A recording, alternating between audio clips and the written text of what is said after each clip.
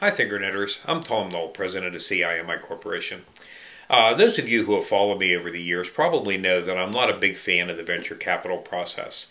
And I think right now there may be an opportunity for us to see whether the current VC excesses that regard the way that the internet is being funded and internet innovation is being funded might be turned around. And that's going to come out of the Facebook IPO. The real question is, can Facebook be the runaway success, not just at the IPO, but in the long run?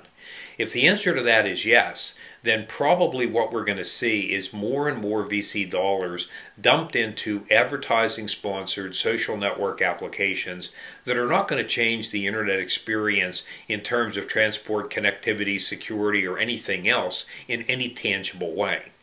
If, on the other hand, this IPO doesn't really measure up, if the ongoing share price doesn't sustain itself, if people don't flock to the Facebook banner, if they can't sustain their profitability, then it's going to make it very difficult for other IPOs, which means difficult for other social startups.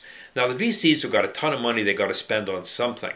And if they can't spend it on social networking and hope for an easy flip return, they might spend it on something that would actually help us. Something that would, for example, facilitate the way that OpenFlow and the internet could be combined. Facilitate the way that the internet could support cloud computing with QoS and security. There's a lot of things that we could do to make the internet better at the equipment side.